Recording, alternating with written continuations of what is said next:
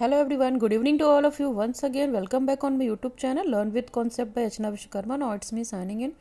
Hope you all are good. Now, as you know that कि हमने बहुत सारी क्वेश्चन सीरीज अपलोड की हुई हैं, आपने उन क्वेश्चन सीरीज को देखा होगा और वो क्वेश्चंस आपको exam monitoring point of view से हेल्प किए होंगे. चलिए आज हम बात करते हैं format of a unit plan, है ना.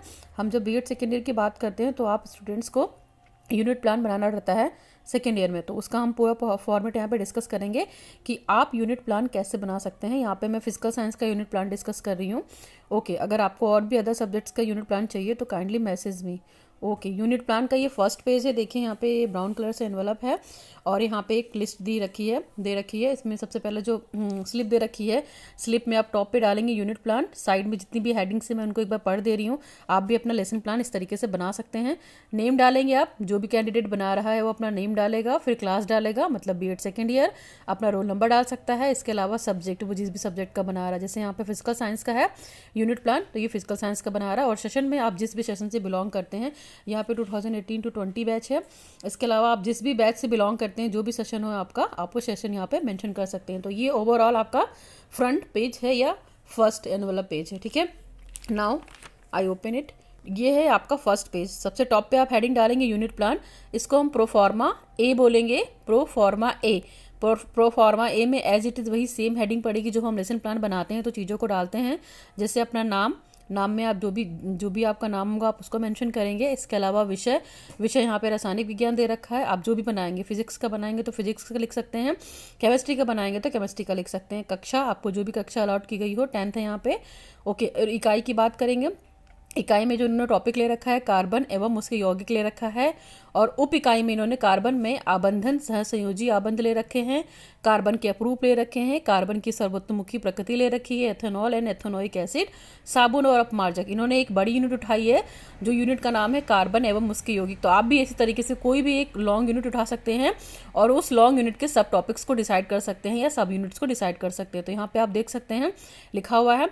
चलिए नेक्स्ट हेडिंग है हमारी सामान्य उद्देश्य. सामान्य उद्देश्य की बात करेंगे तो सामान्य उद्देश्य हमारे सब्जेक्ट से रिलेटेड होता है. आप सभी को पता होगा, आप बीएड में लेसन प्लान बनाते हैं तो जो भी सामान्य उद्देश्य बनाते हैं वो, अगर हम साइंस का बना रहे हैं या विज्ञान का बना रहे हैं तो ये विज्ञान के लिए आपको मैथमेटिक्स में भी हेल्प करेगा, आपको लाइफ साइंस में भी हेल्प करेगा, as well as physical science में भी ये सामान्य उद्देश्य आपको एज इट इज़ हेल्प करेंगे. जैसे यहाँ पे पहला दे रखा है छात्राओं में विज्ञान के प्रति रुचि उत्पन्न करना. दूसरा दे रखा है छात्राओं में प्रयोग तथा निरीक्षण की भावना का विकास करना, छात्राओं में वैज्ञानिक दृष्टिकोण उत्पन्न करना, छात्राओं में तार्किक शक्ति का विकास करना और छात्राओं में विज्ञान से संबंधित जुड़ी बातों को बतलाना. ये आपके सामान्य उद्देश्य हैं. किसके? विज्ञान के.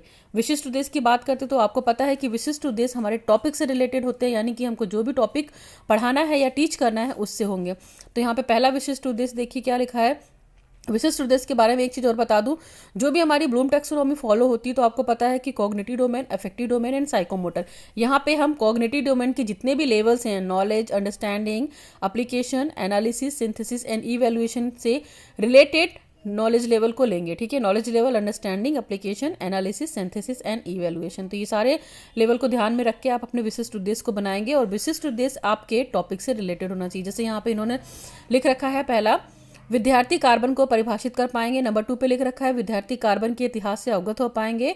नंबर 3 विद्यार्थी कार्बन की उपयोगिता की व्याख्या कर पाएंगे. नंबर 4 विद्यार्थी कार्बन के अपरूप की सूची बना पाएंगे. नंबर 5 विद्यार्थी एथेनॉल एंड एथेनोइक एसिड के गुण धर्म और उसकी महत्व की व्याख्या कर पाएंगे. This is the first page. ये प्रोफार्मा ए. तो हमने यहाँ पे सामान्य उद्देश्य की बात कर ली है और विशिष्ट उद्देश्य की बात कर ली है. नाउ नेक्स्ट पेज में हमारा पूरा 2 पेज कवर है और आप इस 2 पेज को देख सकते हैं, इस तरीके से देख सकते हैं. देखिए, ये जो भी आपको बनाना है, ये प्रोफॉर्मा आपको इस तरीके के पेजेस पे बनाना है. देख सकते हैं इसमें दे रखा है, यहाँ पे बहुत सारे कॉलम्स है. पहला कॉलम है आपका सीरियल नंबर, दूसरा है आपका कंटेंट, तीसरा है आपका नंबर ऑफ पीरियड, चौथा है आपका टाइम ड्यूरेशन, नेक्स्ट है आपका स्कोप ऑफ सब्जेक्ट, नेक्स्ट है आपका मेथड ऑफ टीचिंग एंड इसके अलावा है टीचिंग एड्स. तो कंटेंट सीरियल नंबर में आपको पता है एज इट इज़ 1 2 3 4 5 जो भी आपके कंटेंट के नंबर होंगे वो पढ़ेंगे और कंटेंट में आप अपने टॉपिक के नंबर्स को डालेंगे. जैसे यहाँ पे पहला दे रखा है कार्बन में आबंधन सहसंयोजी आबंध, कार्बन के अपरूप, कार्बन की सर्वतोमुखी प्रकृति, एथेनॉल तथा एथेनोइक एसिड, इसके अलावा साबुन और अपमार्जक। नंबर ऑफ पीरियड में आप एक एक पीरियड, मतलब एक टॉपिक को पढ़ाने के लिए आप एक पीरियड ले सकते हैं, एक कंटेंट को पढ़ाने के लिए आप एक पीरियड ले सकते हैं। ड्यूरेशन जो दे रखा है, टाइम ड्यूरेशन 35 मिनट है सभी में, आप देख सकते हैं। स्कोप ऑफ सब्जेक्ट की बात करते हैं हम, तो यहाँ पे पहले वाले में जैसे इन्होंने कार्बन के आबंध और सहसंयोजी आबंध लिख रखा है, तो यहाँ पे 3 स्कोप है सब्जेक्ट के, आप देख सकते हैं। पहला लिखा हुआ है कार्बन आबंधन की परिभाषा, नंबर 2 पे कार्बन की विशेषताएं, नंबर 3 पे आबंधन के प्रकार, और मेथड इन्होंने लिया है इंडक्टिव डिडक्टिव मेथड या आगमन निगमन विधि। और इसमें इनका टीचिंग एड क्या रहा है, टीचिंग एड मतलब आपकी सहायक सामग्री, टीचिंग जो भी है, ठीक है, जिसको पढ़ाने के लिए आप हेल्प ले रहे हैं बच्चों को, वो फ्लैश कार्ड दे रखा है, फ्लैश कार्ड और चार्ट पेपर। नंबर 2 पे आपके कार्बन के प्रूफ है वही as it is. Number 1 period 35 minute का, कार्बन की परिभाषा, कार्बन के विभिन्न प्रूफ, फिर उन्होंने यहाँ पे मेथड अडॉप्ट किया है, व्याख्या सह प्रदर्शन, इसके अलावा फ्लैश कार्ड, वास्तविक नमूना, मॉडल। तो जो भी टीचिंग एड वो लेंगे आप, इसी तरीके से जो भी कंटेंट लेंगे आपका 3, 4, 5 जो भी कंटेंट हो, आप एज इट इज उस कंटेंट को लिखेंगे, नंबर ऑफ पीरियड लिखेंगे, ड्यूरेशन लिखेंगे, फिर स्कोप ऑफ सब्जेक्ट लिखेंगे, और आप जिस भी मेथड से उसको पढ़ा रहे हैं आप वो लिखेंगे।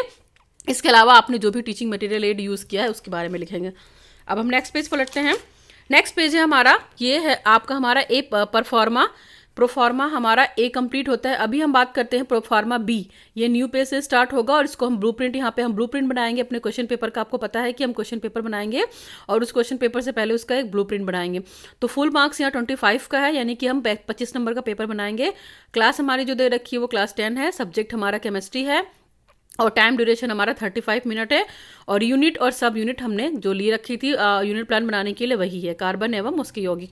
देखिए यहाँ पे जो फॉर्मेट दे रखा है ब्लूप्रिंट का, आप इसको देखिए।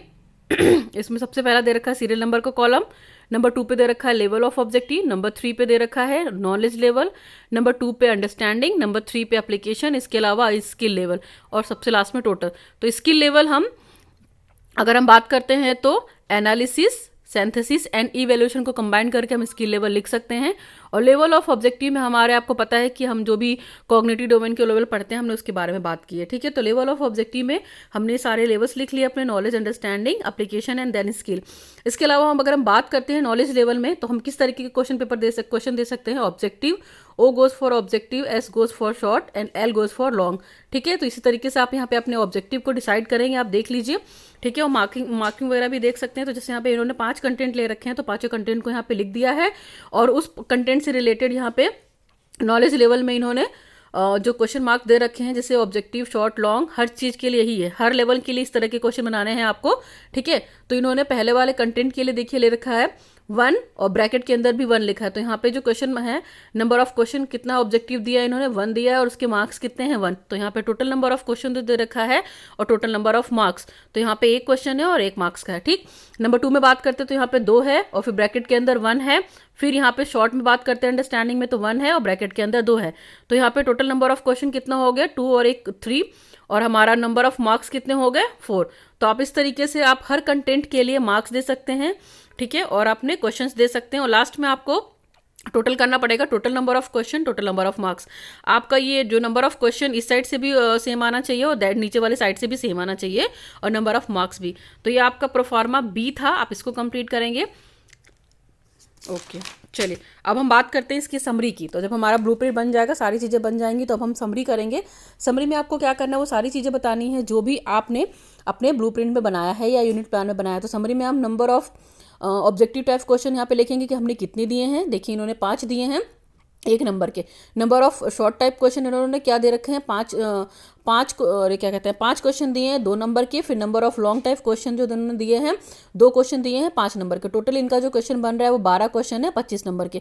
O goes for objective type question, S goes for the short type question, L goes for the long type question, where X bracket के अंदर Y दे रखा है, इसको डैश। तो जो X है यहाँ पे, X denotes the number of question and Y denotes the number of marks allotted for the each question।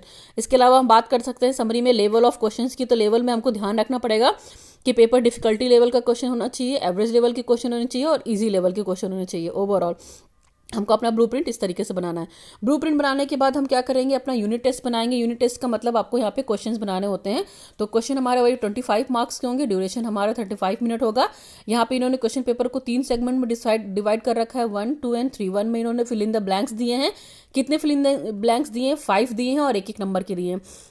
लघुत्तरी या शॉर्ट क्वेश्चन में इन्होंने 5 क्वेश्चन दिए हैं 2 नंबर के, ठीक है। और दीर्घ उत्तरीय में इन्होंने क्या दे रखा है, 2 लॉन्ग क्वेश्चन दिए हैं, कितने, 5 मार्क्स के। तो आप इसको देख सकते हैं, फिल इन द ब्लैंक्स में यानी कि ऑब्जेक्टिव हो गया, लघु उत्तरीय यानी कि शॉर्ट हो गया, और दीर्घ उत्तरीय यानी लॉन्ग क्वेश्चन हो गया। तो आपको इस तरह का यूनिट टेस्ट बनाना है 25 मार्क्स का।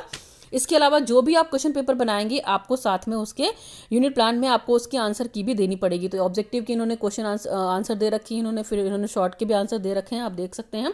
फिर इसके अलावा इन्होंने लॉन्ग के भी जितने भी क्वेश्चंस थे वहाँ पे सबको सॉल्व करके दे रखा है आंसर की, यानी कि उत्तर माला आपको पूरी पूरी लगानी है। तो ये पूरा यूनिट प्लान का फॉर्मेट है, ठीक है। आप इस फॉर्मेट को देखेंगे तो आपका यूनिट प्लान कंप्लीट हो जाएगा। फिर भी कोई दिक्कत होगी तो you can ask me in my comment section में। एक बार फिर से रिवाइंड करा दे रही हूँ।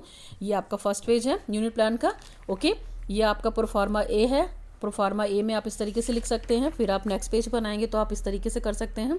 ये सारे जितने भी कॉलम बना है आप कोई कॉलम देख सकते हैं, ठीक। इसके अलावा प्रोफार्मा बी में आपको ये पूरा ब्लूप्रिंट जैसा बनाना है, तो इस प्रोफार्मा को आप ध्यान रखेंगे, ठीक। आप इसका यूज़ कर सकते हैं। इसके अलावा अगर हम बात करते हैं नेक्स्ट पेज की, तो हमको समरी बतानी है। समरी के बाद हमको अपना यूनिट टेस्ट बताना है, और यूनिट टेस्ट के बाद हमको क्वेश्चंस देने हैं सारे। इसके अलावा हमारी आंसर की या उत्तरमाला रहेगी। हमारे जितने भी क्वेश्चन पेपर रहेंगे 25 मार्क्स का है, तो 25 मार्क्स के अकॉर्डिंग रहेगा। और ये ओवरऑल आपका यूनिट प्लान कंप्लीट होता है। So thanks for watching the video. Now signing off learn with concept bye Archana Vishwakarma.